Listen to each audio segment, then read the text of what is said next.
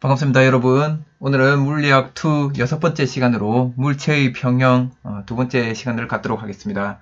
오늘 할 내용은 다음과 같습니다. 첫 번째로는 무게중심이 무엇인지에 대해서 우리가 같이 알아볼 거고, 두 번째는 평형 상태가 무엇인지에 대해서 알아보도록 하겠습니다.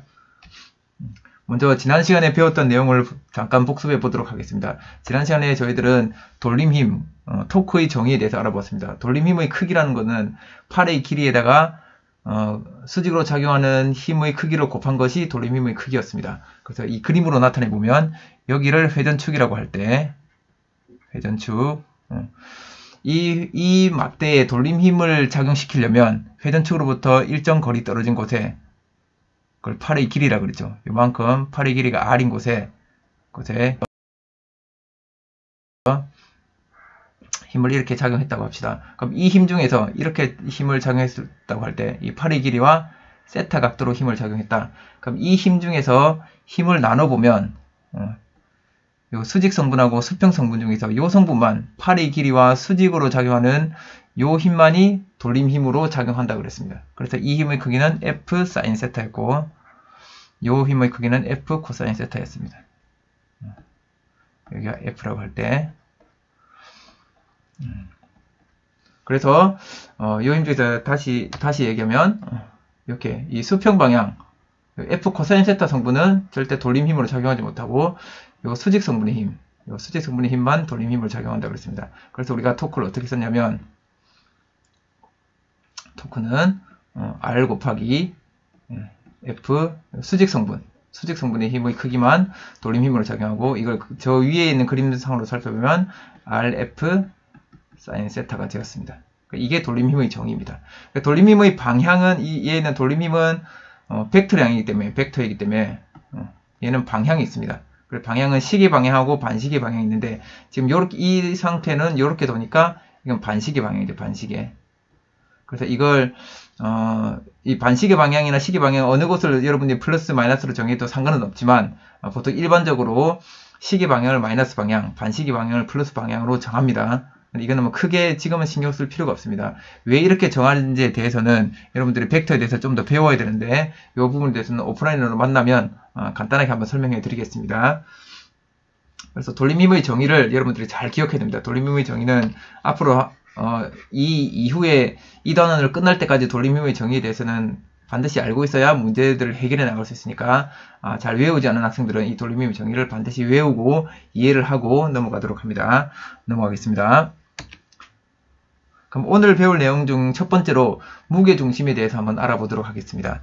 무게중심이라는 것은 물체의 모든 입자들이 작용하는 중력이 물체의 한 점에 작용한다고 생각할 때 그 지점이 어디냐, 이걸 찾은 게 바로 무게중심입니다. 쉽게 다시 한번 설명하면, 이 사각형 물체가 있는데 여기에 있는 모든 입자들의 중력이 작용하고 있겠죠. 그렇죠? 그래서 이 물체에 작용하는 중력이 도대체 어디에 작용하는 거냐 하면 여기도 다 작용한다고 할 수 있겠죠. 그래서 이제 이렇게 모든 곳에 작용하는 중력들이 만약에 한 점에 작용한다면 그 지점이 어디겠느냐. 그래서 그 지점을 우리는 무게중심이라고 한다는 겁니다. 다시 또 다른 말로 표현하면, 이 물체를 한 점으로 나타내면 어디라고 나타낼 수 있겠냐 이거죠. 그래서 이 물체를 저는 한 점으로 나타낸다면 한 가운데로 나타내겠습니다. 맞습니다. 여기가 바로 무게중심입니다. 그래서 이 무게중심, 이 사각형의 무게중심은 보통 우리가 수학 시간에 배웠던 질량중심하고 무게중심은 특별한 조건이 없는 이상 다 같습니다. 근데 무게중심하고 질량중심하고 달라지는 경우가 언제냐면 여기 중력가속도의 크기가 달라질 때, 요 중력가속도의 크기가 달라지면 여기에 작용하는 이쪽 지역의 중력가속도 크기하고 이쪽 지역의 중력가속도 크기가 달라지면 질량중심하고 무게중심은 달라집니다. 근데 우리는 지금 물리학2에서는 그런 것들을 다 고려하지 않기 때문에 일반적으로 질량중심을 구하면 그게 바로 무게중심이다, 그렇게 생각하면 되겠습니다. 그래서 이 사각형 같은 경우는 우리가 수학 시간에도 사각형에서 무게중심을 구할 때, 질량중심을 구할 때는 요 질량을 둘로 나누는 요 선, 또는 이렇게 요 선의 만나는 지점이 바로 질량중심이 되는 거죠. 원 같은 경우는 지름하고 요 지름, 그러니까 넓이를 반으로 나누는, 면적을 반으로 나눌 수 있는 두 선이 만나는 점, 여기가 질량 중심이, 무게 중심이 되는 거죠. 그러니까 이 물체에 작용하는 중력은 전부 다 이 점 하나에 작용한다고 봐도 된다. 상관없다는 것입니다. 이 원 전체 질량이 m이다. 그럼 중력은 어디에 작용하는 거냐? 중력이 작용하는 지점을 표시해봐라. 그러면 여기에 표시하는 게 아니라 여기의 무게 중심에다가 표시를 해야 된다. 여기다가 mg 이렇게 표시해야 된다는 겁니다. 삼각형의 경우에는 질량 중심을 어떻게, 무게 중심을 어떻게 구합니까? 삼각형도 일단 선을 하나 근데 좌우에 무게가 같도록, 질량이 같도록, 그럼 좌우의 면적이 같으면 되겠죠. 그래서 요 중심, 요 중선을 연결한, 그래서 이렇게, 그럼 이렇게 하면 지금 요 A랑 B랑 면적이 같죠. 면적이 같으니까 여기 요 선상에 질량 중심이 무게 중심이 존재하는 겁니다. 그러면 또 다른 한선을 이렇게 그으면, 그럼 여기도 마찬가지로 여기랑 여기랑 넓이가 같죠. 그러니까 질량이 같습니다. 그래서 요 두 선이 만나는 요 지점, 여기가 바로 무게 중심이 되는 겁니다. 그래서 무게 중심을 구하는 방법은 이렇게 간단합니다. 근데 우리는 이렇게 면적이 있는 이 넓이가 넓은 것들의 무게 중심은 구하지 않고 물리학 2에서는 이 선의 무게 중심을 구하는 것만 주로 다룹니다. 그래서 이것보다 훨씬 쉽습니다. 다음으로 넘어가 보겠습니다. 그러면 모양이 이렇게 복잡한 아이들의 무게 중심을 어떻게 구하냐? 이거는 실험을 통해, 수학적으로는 면적을 구하고 적분을 통해서 구할 수 있지만, 우리가 실험을 통해서 구한다면 이 방법으로 구합니다. 이 물체의 한 점에다가 실을 매달아서, 빨간색 실을 매달았다고 합시다. 빨간 실을 매달고, 여기 밑에는 무거운 추를 하나 답니다. 무거운 추. 그리고 추를 하나 딱 달아놓으면, 그럼 실이 축 내려오겠죠. 쭉 내려오고, 그다음에 거기에 같이 매달린 물체도 자기가 흔들리지 않는, 좌우로 회전하지 않는 그 한 지점을 찾아서 이렇게 딱 멈춰 있겠죠. 그렇죠. 그럼 요 선, 빨간 선 좌우의 무게가 아까 우리 했던 것처럼 같습니다. 좌우의 질량이 같은 지점입니다. 그러니까 요 선 중 어딘가에 무게 중심이 있다는 겁니다. 그러면 이걸 표시를 해놓고, 다음 또 이제 파란색 선으로 또 여기다 묶어서 파란색 선을 매답니다. 여기도 역시 또 추를 하나 매달아 놓습니다. 그러면 실이 일직선으로 지구 중력 방향으로 내려와 있겠죠. 그때 요 물체도 또 좌우로 흔들흔들 하다가 딱 멈추는 데가 있겠죠. 그럼 여기에 또 있는 여기 있는 면적이랑 여기 면적이 같습니다. 그럼 요 선상에 또 무게 중심이 있다는 거죠. 그래서 두 개의 선이 만나는 요 지점이 바로 우리가 찾는 무게 중심이 되는 겁니다. 이 방법으로 여러분도 집에 있는 물체들의 무게중심을 한번 구해보는 것도 재미있을 것 같습니다. 다음에 한번 이런 것들을 조사해서 무게중심을 구하는 방법들을 이용해서 집에 있는 물체들 무게중심을 구해보고 이런 거 자료를 정리해서 발표하는 시간을 가져도 좋을 것 같습니다. 그럼 이 무게중심을 우리는 이제 일직선상에 있는 요 선상에 요 막대기의 무게중심을 구하고 싶은데, 이 막대기의 무게중심에 대해서 아르키메데스가 옛날에 유레카를 외쳤던 아르키메데스가 이 무게중심에 대한 사고 실험을 합니다. 이 아르키메데스의 유명한 이야기 중에 아르키메데스가 질의 원리를 발견했는데, 한 얘기 중에 나에게 발 디딜 땅하고 그 다음에 받침대와 긴 장대만 있으면 난 지구도 움직일 수 있다 라고 말했던 사람이 바로 아르키메데스입니다. 이 아르키메데스가 무게중심에 대해서 생각을 하면서 이 사람이 직접 실험한 게 아니라 사고 실험을 했습니다. 그래서 이런 두 물체의 무게중심이 도대체 어디 있을까? 또 세 물체, 질량이 3대2 비율인 그런 물체들의 무게중심이 도대체 어느 지점에 있을까를 생각해 봤는데, 그 사고 실험한 과정을 한번 따라가 보도록 하겠습니다. 일단은 이 물체랑 이 물체의 무게중심은 한가운데 있다는 거 알겠죠? 요건 이제 좌우의 질량이 똑같으니까. 그러면 우리가 이제 어떻게 생각해 보냐면, 여기에다가 내가 똑같이 물체를 하나 더 매달았다. 한 개 더 매달았다. 그럼 이렇게 해도 이 저울은 기울어지지 않을 겁니다. 그죠? 그럼 아까 전에 우리가 이렇게 질량이 같은 두 물체의 무게중심은 한가운데라는 걸 알았습니다. 그죠? 그럼 이 물체랑 이 물체의 무게중심은 어디겠습니까? 질량중심은 여기죠. 여기입니다. 여기. 그죠? 요 두 개 한가운데니까. 여기에다가 내가 이렇게 두 개를 달아도, 지금 이 세 개를 달아도 저울이 기울어지지 않았으니까 이제 이 두 개를 없애고 여기 이 두 개 대신에 요 지점에 이 질량 중심에다가 이 두 개를 딱 달아놔도 이 물질이 흔들리지 않겠죠. 됐죠? 다시 잘 이해 안 되는 사람은 다시 봅시다. 지금 요렇게 됐을 때 이 질량 M 이렇게 되면 요 저울은 흔들리지 않습니다. 그죠? 좌우로 어느 쪽으로 기울어지지 않습니다. 그죠?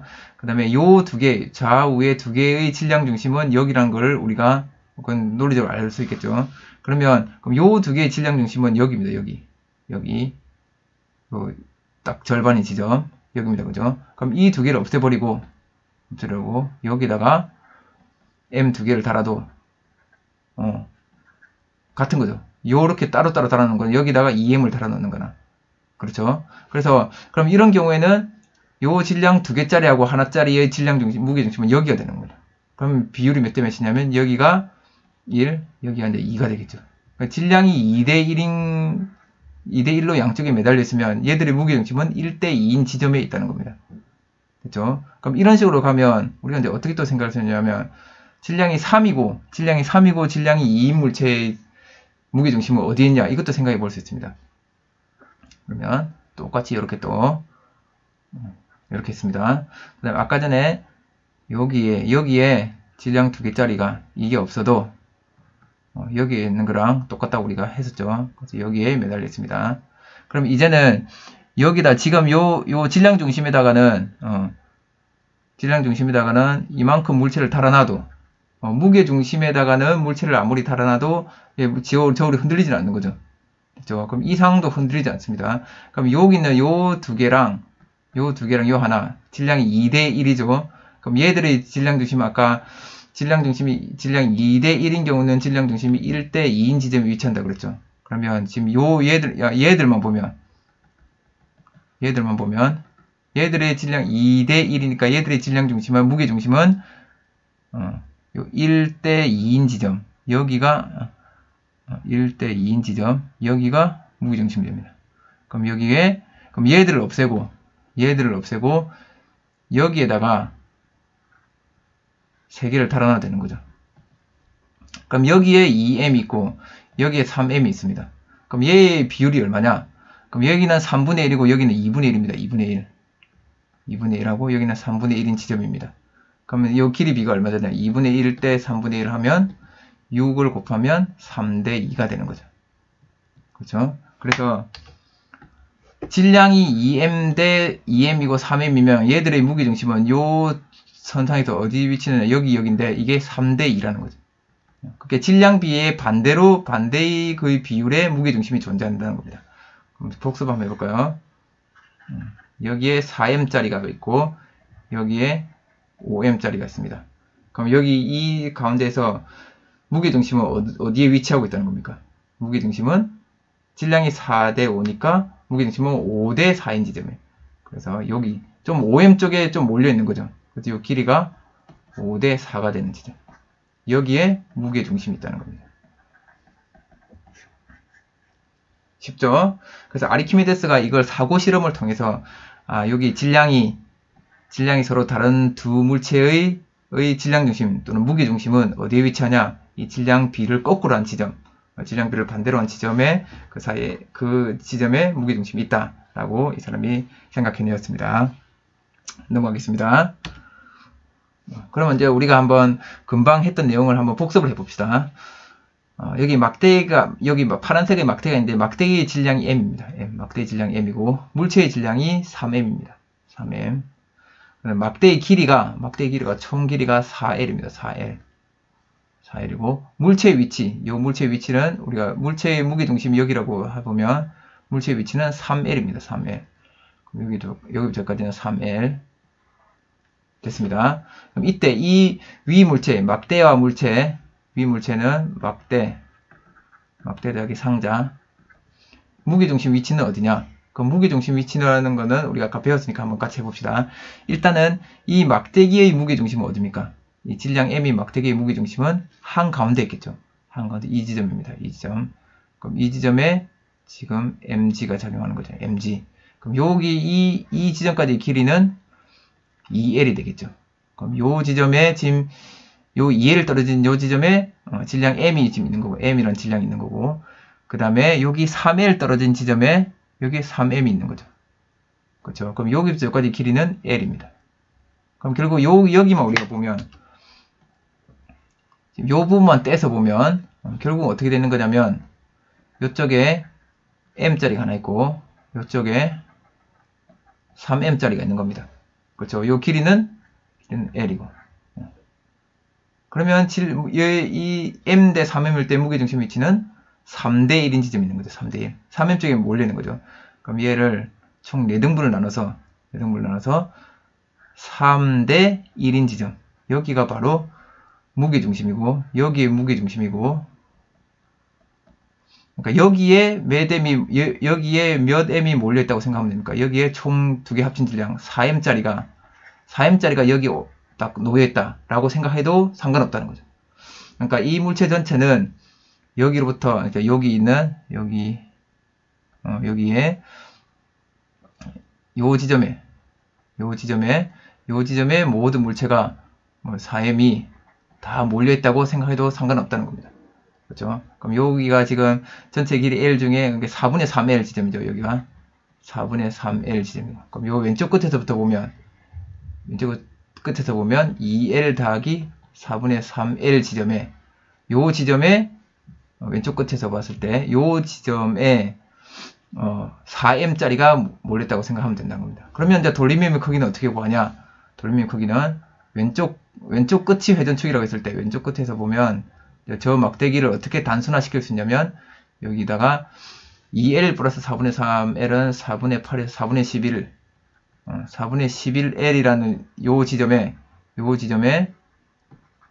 4M이 매달리는 거죠.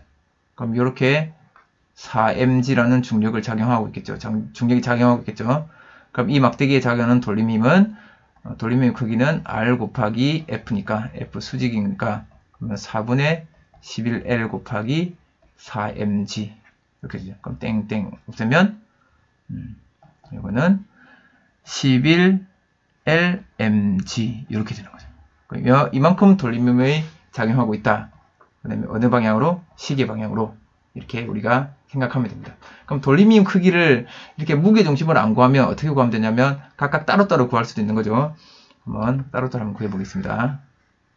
아이고, 이렇게 다 일단 지우고, 아이고야, 하나도 선택이 안 됐네.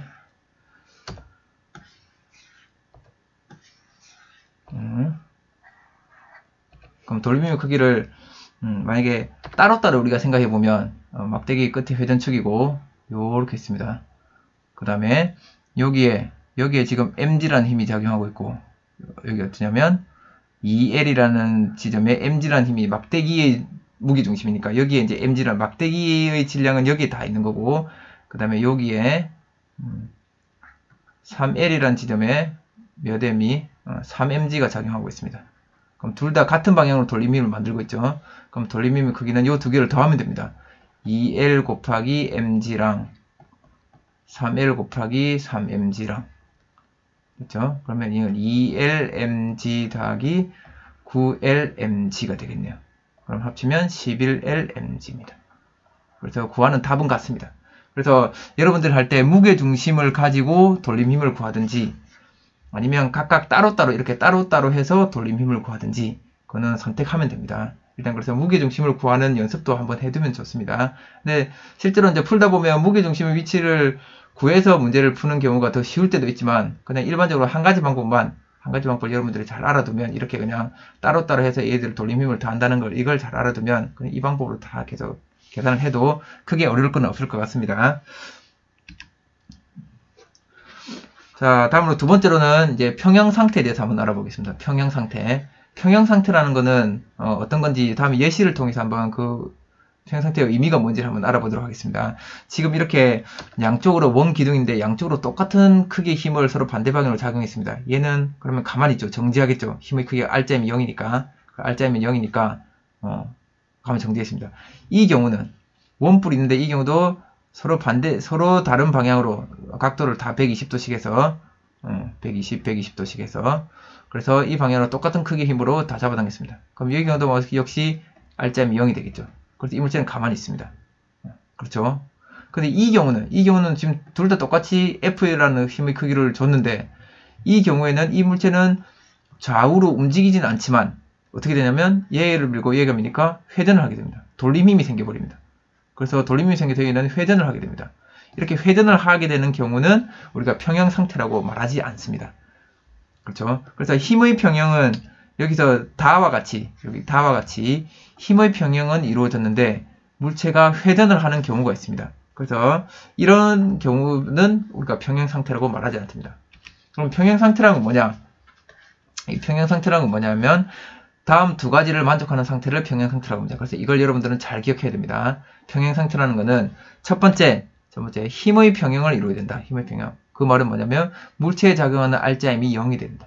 그래서 이걸 식으로 나타내면 시그마 모든 힘을 다 합치면 0이 돼야 된다는 거죠. 그렇죠? 뭐 이런 걸 간단히 수학으로 나타내면 이렇게 된다는 겁니다. 그래서 물체에 작용하는 R자임이 0이 된다는 거. 두 번째로는 돌림힘도 평형이 일어나야 물체가 진정 평형이라고 말할 수 있습니다. 그래서 회전하지 않아야 되는 겁니다. 그래서 물체에 작용하는 R자 돌림힘이 0이어야 된다. 그럼 이 말은 돌림힘을 다 합쳤을 때 얘도 0이 돼야 된다는 겁니다. 그렇죠? 그럼 이렇게 힘의 평형과 돌림힘의 평형이 일어나는 경우에 물체는 어떤 운동을 할 수 있냐면 총 4가지 운동을 할 수 있습니다. 첫 번째가 정지해 있거나 무회전하는 경우가 있고, 두 번째는 등속도로 운동하는 경우, R자임이 0이면 등속도 운동하죠. 등속도로 운동하면서 무회전하는 경우가 있고, 그 다음에 정지하면서 일정한 속력으로 회전하는 경우가 있습니다. 이때도 돌림힘의 합은 0이 되는 거죠. 일정한 속력으로 가니까. 일단 회전하는데 회전 속력이 변하면 그때는 돌림힘이 있는 겁니다.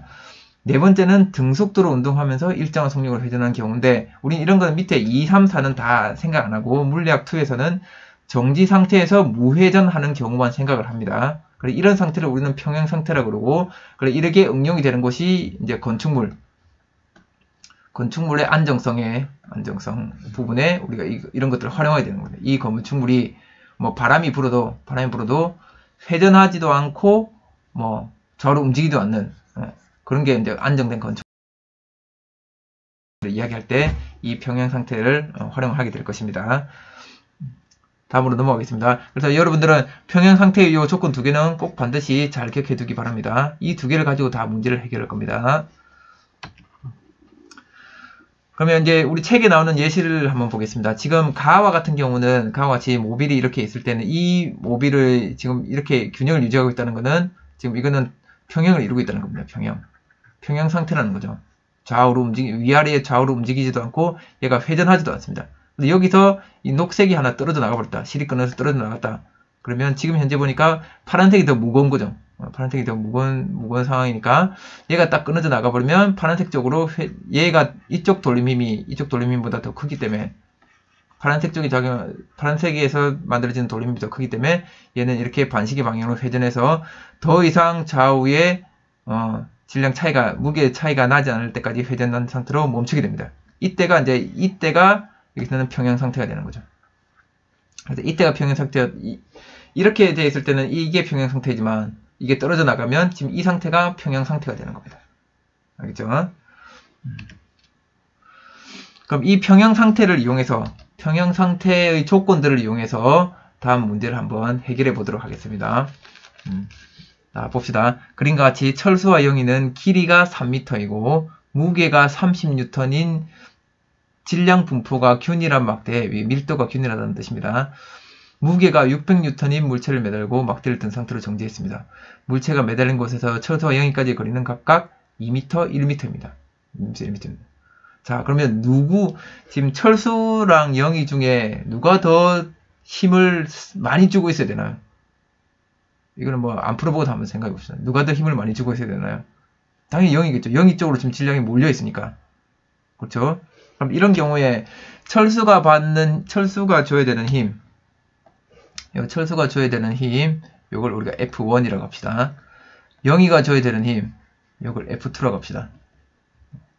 그럼 요 힘의 크기는 도대체 얼마냐? 각각 얼마냐? 이걸 어떻게 구하냐? 이걸 같이 한번 알아보도록 하겠습니다. 이걸 하는 방법은 우리 앞에 배웠던 대로 첫 번째 힘의 평형 조건을 이용해야 되고, 힘의 평형. 두 번째로는 돌림 힘의 평형입니다. 그럼 힘의 평형 조건을 한번 봅시다. 힘의 평형은 여기서는 힘이 지금 일단은 막대기에 작용하는 중력, 막대기 무게가 30N이라고 그랬고 지금 이 물체에 작용하는 중력이 600N입니다. 그러면 총 아래쪽으로 작용하는 힘이 360N이죠. 630N이죠.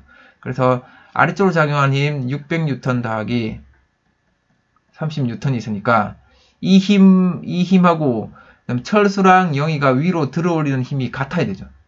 그렇죠? 그래야 위아래로 힘의 평형을 이루는 거죠. 그래서 F1이랑 F2가 같아야 됩니다. 이렇게 식이 한 개 나옵니다. 이게 이제 첫 번째 식이 하나 나오죠. 우리 모르는 문자는 두 개인데 식은 하나밖에 없습니다. 그러면 우리 이런 경우에는 F1, F2를 구할 수가 없죠. 그래서 이제 돌림힘 평형으로 하나 더 식을 찾아내야 됩니다. 그럼 돌림힘 평형인데, 그럼 돌림힘을 우리가 구하려면 반드시 뭐를 정해야 되냐면, 먼저는 해야 될 게 회전축을 정해야 됩니다. 회전축 정하기. 그렇죠? 그럼 어디를 회전축을 할 거냐? 그럼 회전축을 정하는 방법은 쉽습니다. 회전축은 힘이 작용하는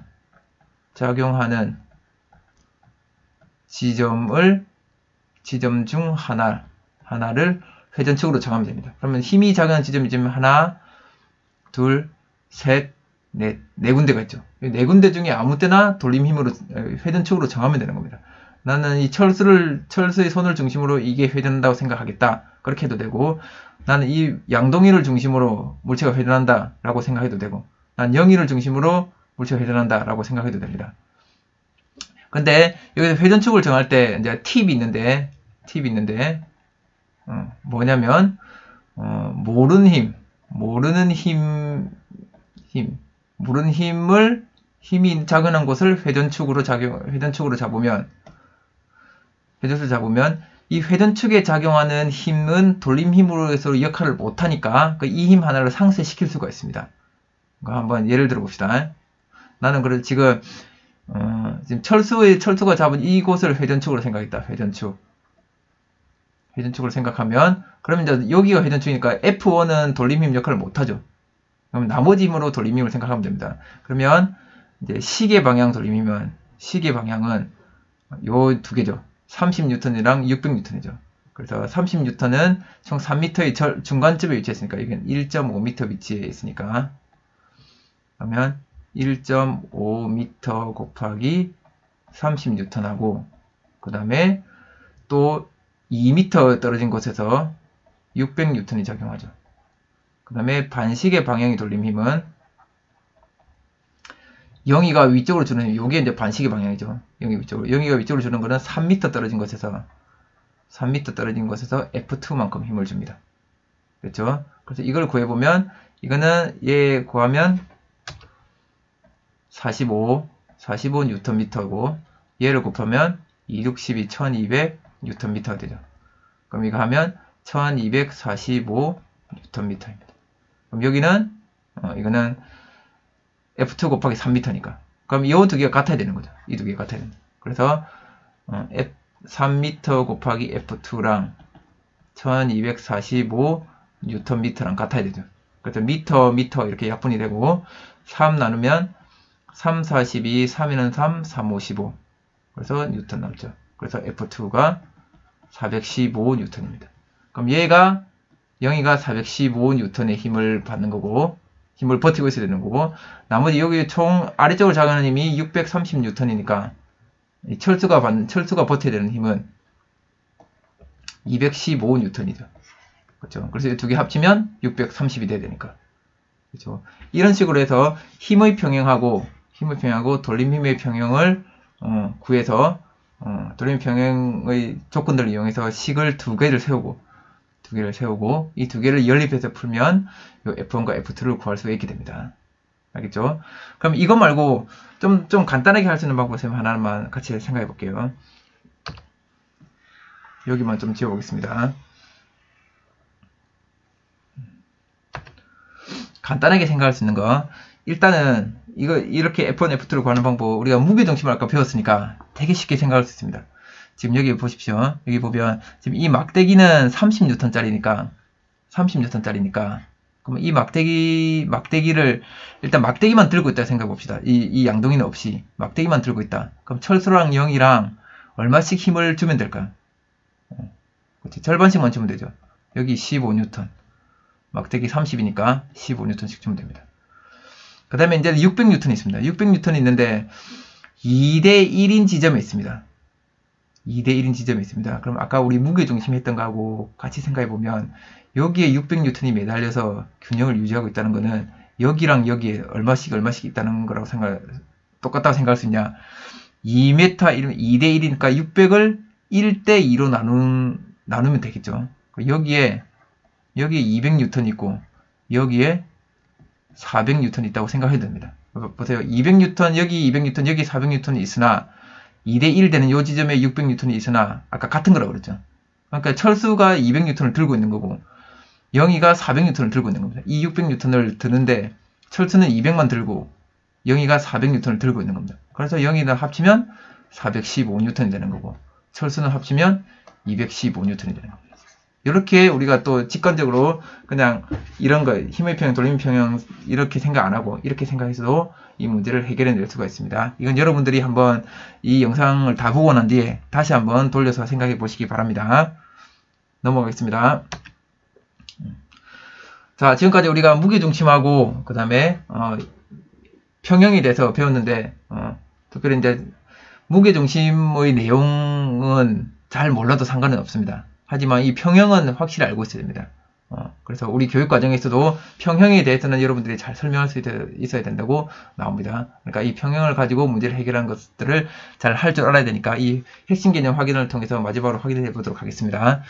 그림과 같이 6m인 질량을 무시할 수 있는 막대. 이 막대기는 이제 질량이 없답니다. 막대기는 질량이 없는데 이 중앙을 받침대가 받치고 있습니다. 질량이 2kg짜리가 여기 있고 질량이 6kg짜리가 이제 오른쪽에 있습니다. 그러면 이 얘들이 돌림인 평형을 이루러 갑니다. 물체를 놓을 위치 x는 얼마입니까?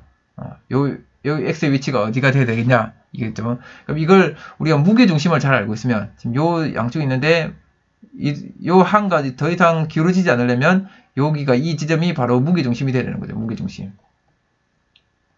그래서 무게중심을 알고 있으면 바로 구할 수 있죠. 이게 질량이 1대 3이니까 3대 1, 여기 1m겠죠. 바로 구할 수 있습니다.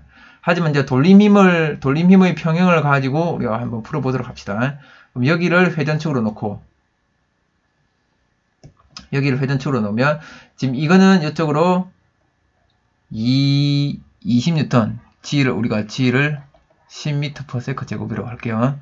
그럼 20N 작용하고, 여기는 60N 작용합니다. 60N. 그렇죠. 그럼 얘는 이쪽으로 반시계 방향으로, 얘는 시계 방향으로 회전시키죠.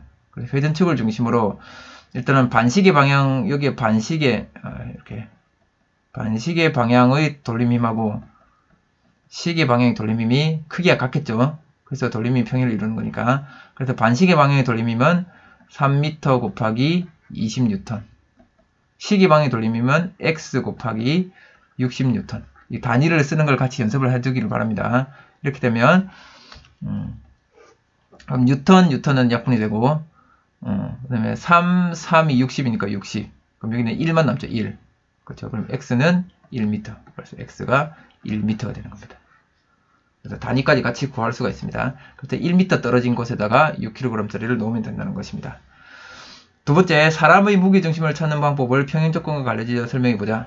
뭐, 사람의 무게중심을 찾는 방법, 이거 한번 생각해보세요. 선생님 생각한 거는 뭐, 이런 길다란 막대기 평균대 같은데, 위에다가 사람을 이렇게 엎드려 놓는 거지. 이렇게.